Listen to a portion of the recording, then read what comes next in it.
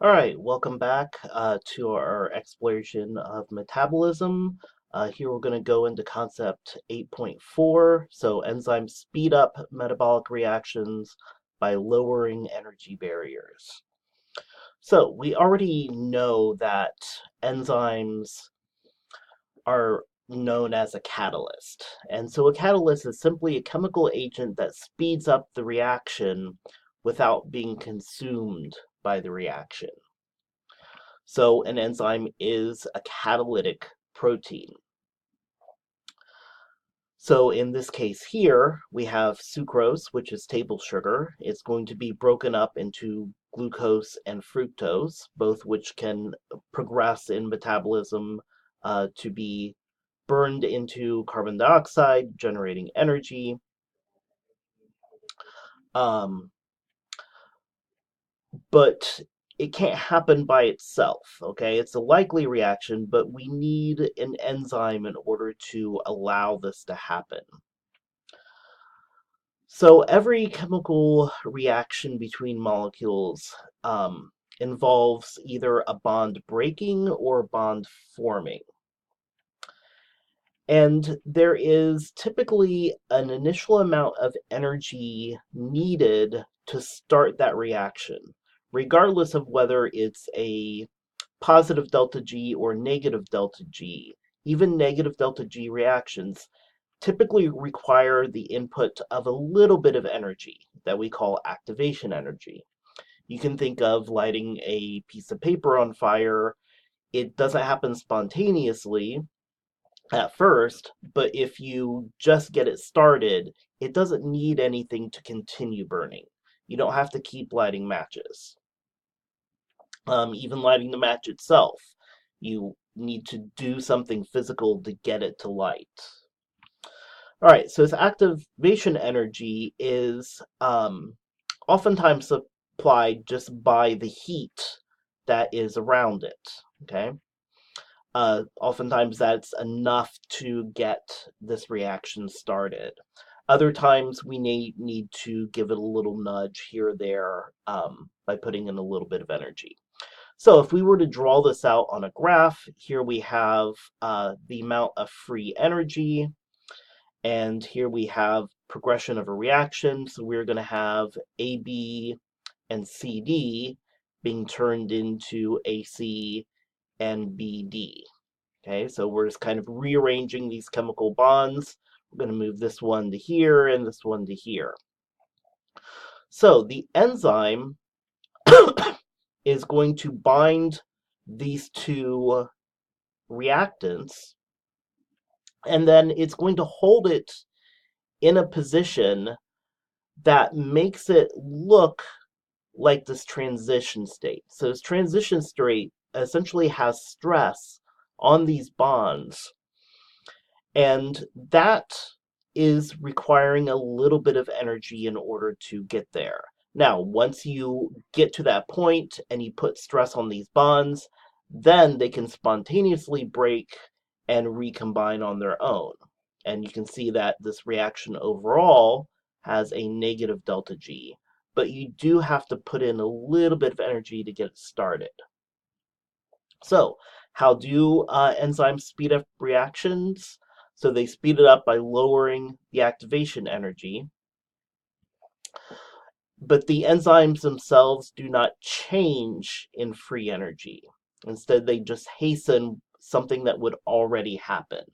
So if we were to put a reaction uncatalyzed next to a reaction with um, a catalytic enzyme, we can kind of see how this looks out. So here is a normal thing where we have reactants. We are going to require a certain amount of activation energy, and then it will progress down on its own. The enzyme here simply lowers the amount of activation energy. And it can do this in many different ways, and we'll kind of go through those.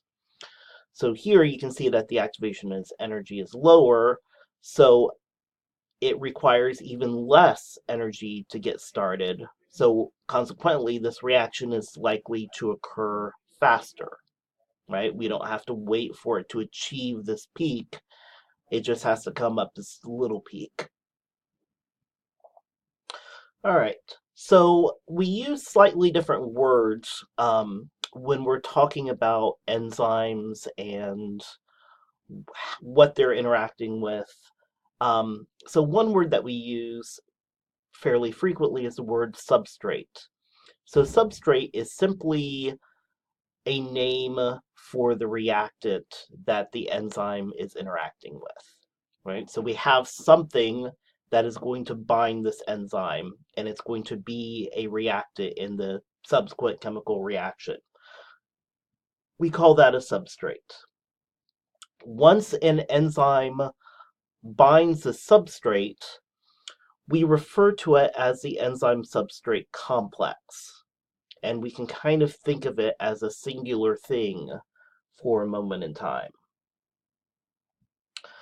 Now, once this happens and the reaction is carried out, this reaction that is catalyzed is very specific to each individual enzyme. So an enzyme is not only specific to a particular substrate, but also to a particular reaction. Now, it does this because it has something that we call an active site. So an active site is the region of the enzyme where the substrate binds, and it might also be the site where we have an amino acid or a functional group or something that might be nudging the bonds within um, this in order to kind of get the reaction going. We'll talk about that here in a second. Now, many enzymes operate under a principle that we call induced fit. So when the substrate actually binds into the protein will actually change shape to make that binding even better. You can kind of think of this as a lock and key mechanism. So here we have a lock. Locks have these various pins in it, and these pins have brakes. Those pins are held up by a spring. When you put a key into a lock, it essentially lines up all those brakes so that you can turn the cylinder. Enzymes work in much the same way in that the substrate will come in and weakly bind to the active site, but then the enzyme itself will close in around it, binding on all surfaces, which is a much stronger binding mechanism. Here's an example of that happening in video, right? So this is that same enzyme opening and closing. This is an enzyme called hexokinase. You can see that again. And so as the substrate comes in and binds, it causes an actual change in protein folding. So in an enzymatic reaction, the substrate will bind to the active site of an enzyme. The second thing we need to consider is how this actually achieves a lower activation energy, right? And there's several different mechanisms that can become into play here. So one is orientating the substrates correctly. So if two things are going to become combined together, if it were to happen spontaneously, those two things would have to run into each other in just the right orientation for the bond to form. Here, what we're doing is already pre-positioning those substrates to allow that to happen. In addition, when we change the shape of the protein, maybe we can put a slight strain on bonds that we might want to break, right? So if we want to break a bond, we might put a little bit of stress. Bonds are directional, so if you change the angle even slightly, you can make it somewhat weaker and more likely to react. We might be able to provide a more favorable microenvironment. So while this reaction might occur better at, say, a lower pH, instead of changing the pH of the entire cell, once it binds into here, maybe it's positioned next to an acidic amino acid. And now in that microenvironment, the pH is slightly lower. Sometimes a protein or an enzyme will actually covalently bond to the substrate itself. So sometimes there's an intermediate step where the protein is physically covalently bound to the substrate as opposed to interacting through weak interactions. So as kind of a overview here we have an enzyme. Notice it has a particular shape. We have these substrates that are going to fit in. One will fit in up here, one will fit in down there. Then we form this enzyme substrate complex. Notice that the shape of the protein is different here. This is an idea of an induced fit. So these coming in, interacting with the protein, is changing its shape. These are now held together in a position that will allow a reaction to occur. In this reaction, we're essentially breaking these two things in half and flip-flopping it. So now we have this and this.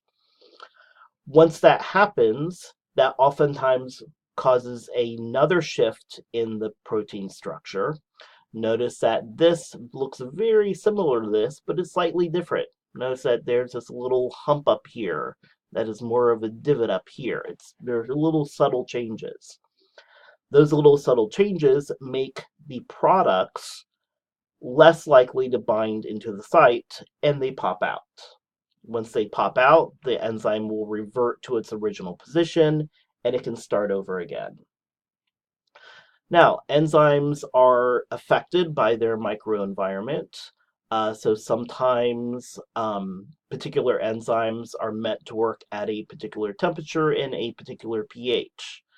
And sometimes chemicals can influence that enzyme. So here's an example of two enzymes. One is from humans, so it works best at 37 degrees Celsius, which is body temperature. Here we have a similar enzyme, carries out the same reaction, but it occurs in a bacteria that lives in a hot spring. It has evolved so that its optimal reaction temperature is going to be higher. Here's another example here. We have these two enzymes. Both of these enzymes break down protein. One is in the stomach, one is in the intestine. The one in the stomach works at a very low pH. The one in the intestine works at a slightly elevated pH. This is reflective of the environments that those enzymes actually work in. Sometimes the protein itself is not enough, so we have various cofactors that might come in and become part of the protein. Sometimes those cofactors include things that we know as vitamins. Proteins can be inhibited. So here we have a substrate that binds to this enzyme. If we have something else that can bind into that site, it'll prevent the substrate from binding. This is known as a competitive inhibitor. Here we have something that will come in and bind to the other side of this protein, but as a result of it binding, it changes the overall shape, and now this substrate can still no longer bind. We call this non-competitive binding. These inhibitors include many of the things that we call drugs, right? So we simply add in something that can modify protein behavior. Now, proteins can evolve over time, so enzymes are proteins encoded by genes. Sometimes those genes can be duplicated. If those genes are mutated, it can lead to changes in the amino acid composition of the enzyme. An altered amino acid sequence can sometimes change what the target is. And under a new environment, maybe this is favored. So here we have an enzyme that breaks down this, a few minor amino acid changes, and now it can break down this, which is a different sort of reaction. All right, so we use enzymes to lower this activation energy, and we can do this through